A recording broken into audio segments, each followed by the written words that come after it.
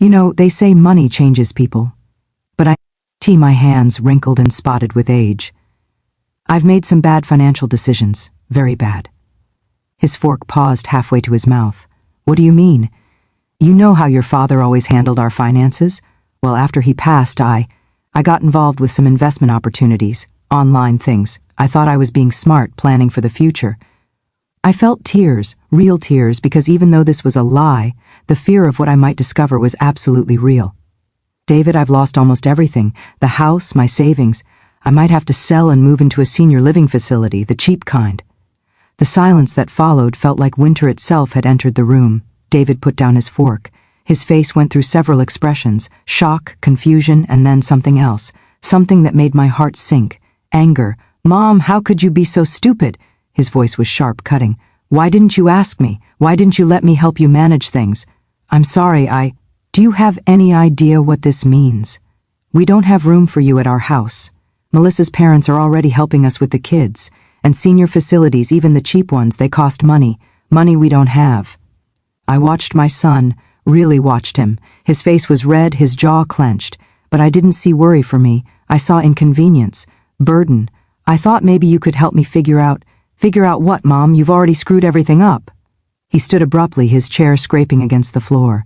I need to talk to Melissa about this. This is going to impact our whole family. God, Mom, your timing couldn't be worse. We were just talking about taking the kids to Disney this summer. Disney. He was thinking about Disney while I was supposedly losing my home. David, I can't deal with this right now. I'll call you next week. He grabbed his coat and headed for the door, leaving his pie untouched. I sat there in my empty kitchen, listening to his car pull away, and I cried. Not because I'd lost my money, I hadn't, but because I'd lost something much more valuable, the illusion that my son would be there for me when I truly needed him. The next few weeks were torture. David called once, a brief conversation where he asked if I'd sorted things out yet, and suggested I contact a bankruptcy lawyer. He didn't offer to help me research facilities. He didn't ask how I was sleeping or eating or coping. He was already planning his life around my absence. Christmas came and went. They invited me for dinner, but it was awkward, strained. Melissa kept giving me these pitying looks while simultaneously talking about how expensive everything was getting. Emma and Jake were glued to their new phones, expensive models I noticed, barely acknowledging my presence. I gave them modest gifts that year, gift cards mostly. David looked almost relieved, probably thinking I couldn't afford more. It was January 8th, just 2 days ago, when I finally called David again. Can you come over? Just you. I need to tell you something. He sighed heavily. Mom, if this is about the facility options I told you I'd help you look when I have time, it's not about that, please. When he arrived, I was sitting in Frank's old recliner, the one I could never bring myself to get rid of.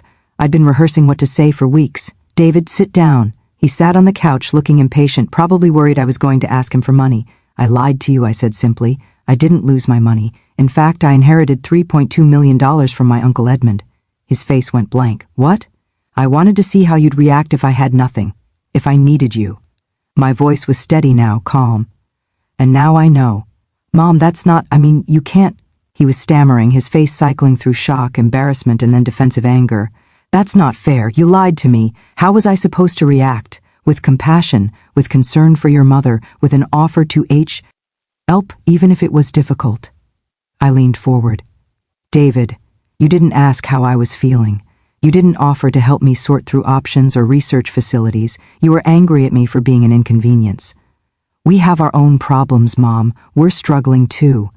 I know you are, and if you'd come to me with love and concern, even while acknowledging your own struggles, we could have figured something out together. But instead, you made it clear that taking care of me was a burden you resented. He stood up, pacing. So what, you're cutting me out of your will now? This was all some sick test? This wasn't about money, David. It was about knowing whether I matter to you when I can't give you anything. He stared at me, and for a moment I saw something crack in his expression.